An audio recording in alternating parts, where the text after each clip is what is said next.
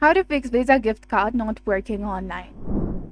Hello and welcome back to our channel. In this video presentation, I'm going to talk about what to do if your Visa gift card is not working online.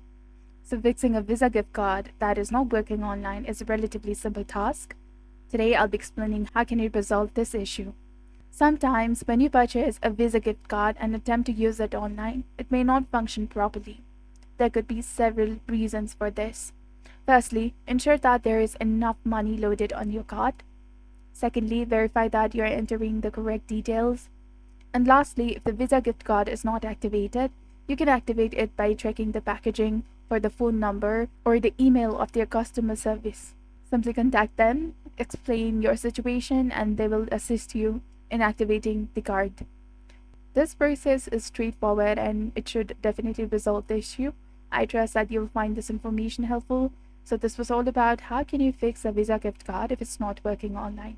If you found this guide to be helpful, do not forget to like, comment, share, and subscribe to our channel for more amazing tips and tutorials.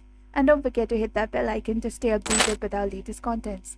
Thank you for watching. See you in the next video.